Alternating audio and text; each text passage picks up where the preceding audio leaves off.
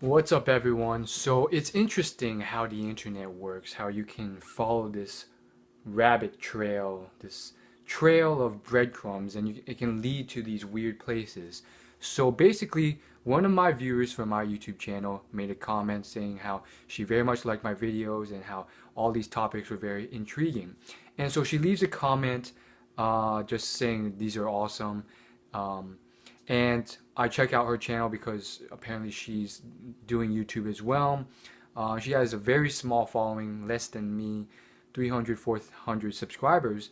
And I find out that she wrote a book. She wrote an ebook, and it is a very deep story about her struggles through the last 5 years.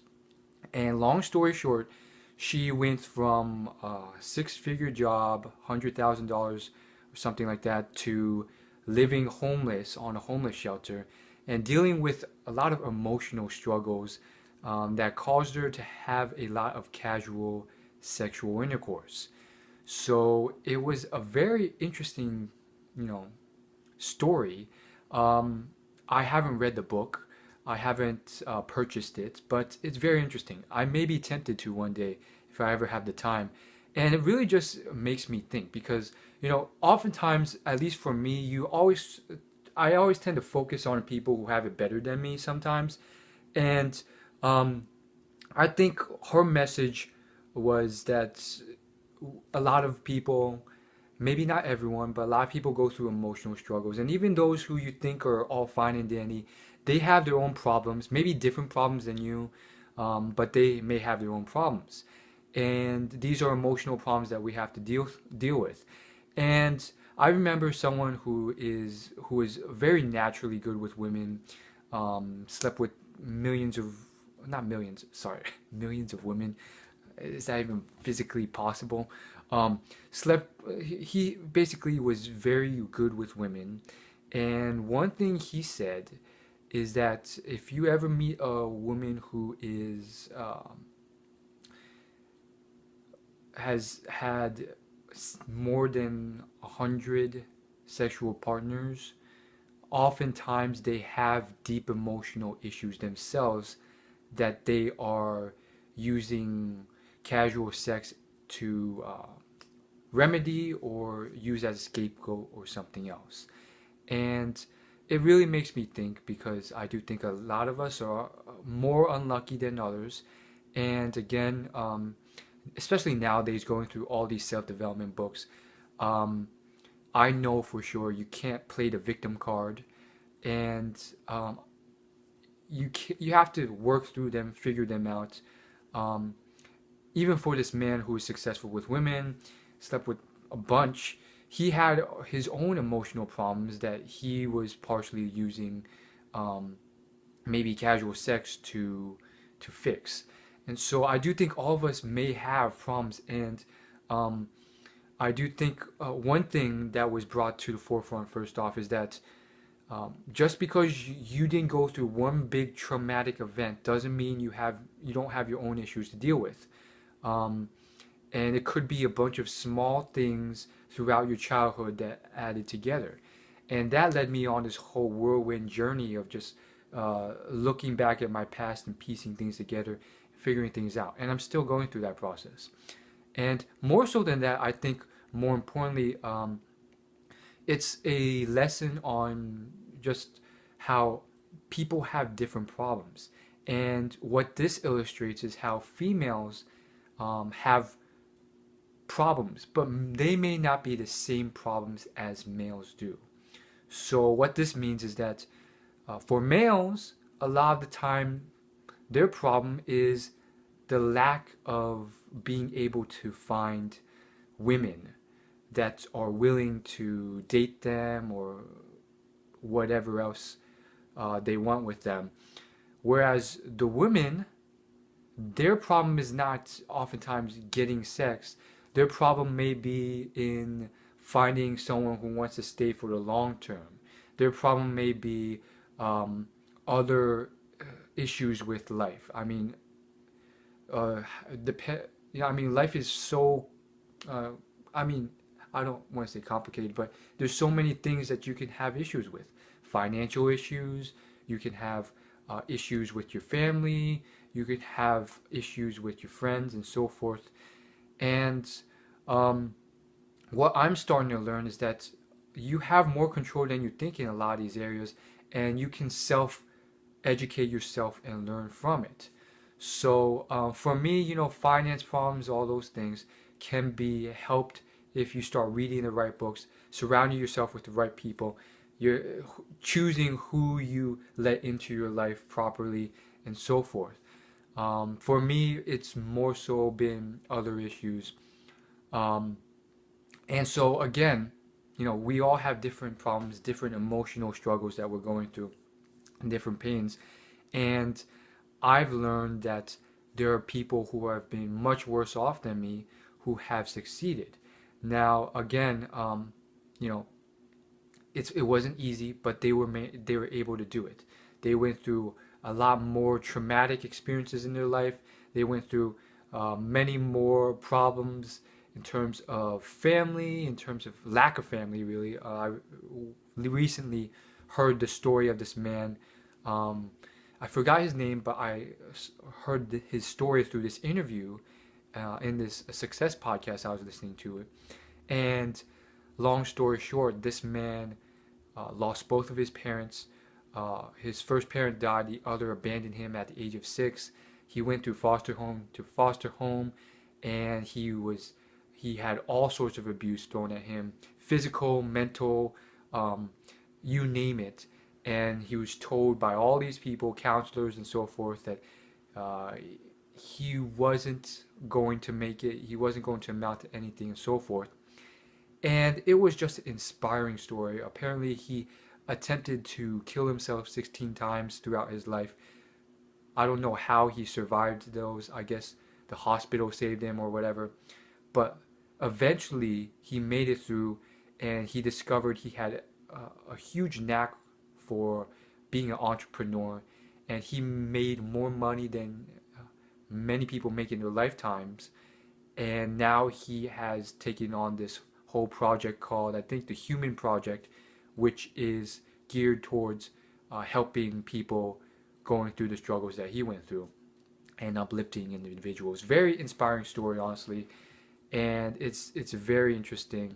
And I mean, it also has taught me so many lessons about how he went through this journey, um, and how your passions can change, and how it can take time to find your purpose, or a place in life in terms of your occupation and work that you're really fully behind and really engaged in, and realizing that not everyone lucks out.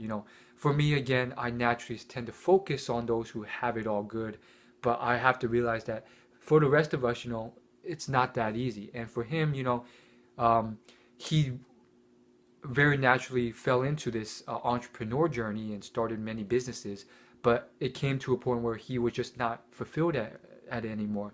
And then he stumbled across life coaching, and he thought it was his whole thing. He committed to it, put all this time, packed away his businesses, and did all this stuff to pursue life coaching. And then once he started it, he realized that this wasn't for him, and then he eventually created this Human Project thing, this movement and this coaching thing. So it's very interesting for him and his journey. So I learned that it can be a process, but you still have to move towards it and figure and test things out.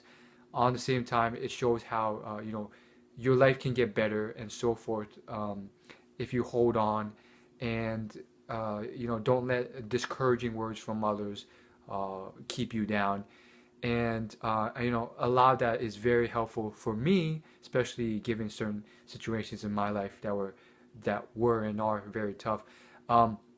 Oh yeah, one last thing. I think the last thing I want to say before I end this video is that in terms of what he's accomplished and what he's done, again, I forgot his name. I'm sure if you search Human Project on Google, you may be able to find it.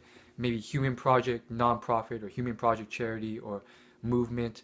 But more so than any of that, I think what he's done with his work, I think it just goes to show you that you know it's about doing this for yourself, not to prove others.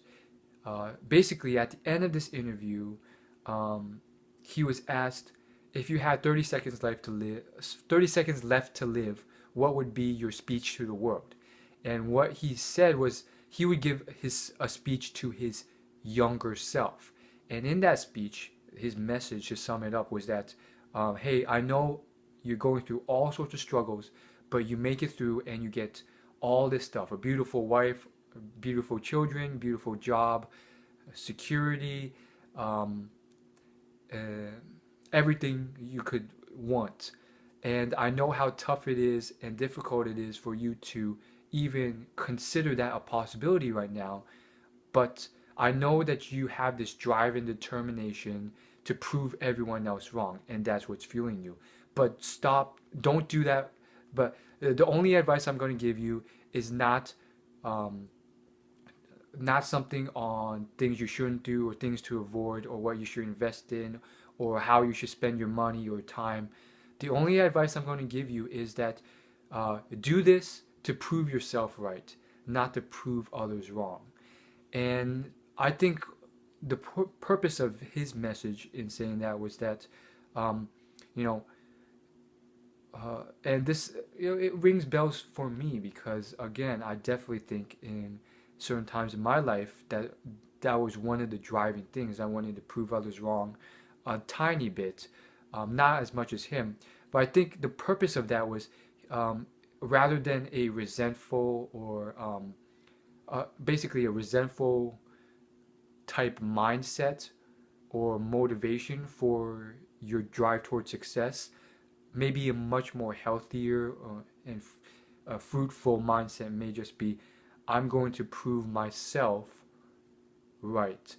And so I don't know, there may be deeper meanings to that, but I think it's just you know, his advice was just like come from a more healthy mindset. You don't have to prove these people that don't like you wrong. There's no purpose behind that. It's not worth your time. Do it for your own inner fulfillment, and so forth. And so again, I think it's one of the great lessons that I learned from that. And as you can tell, I pretty much rambled this whole video. Perhaps you got some value from some of my stories I told you in this video. Yeah, that's really all I want to say. I think it's very fascinating for him to go through that. And you know, um, for me, I think this is specific to me, but you can apply it to your own struggles in life.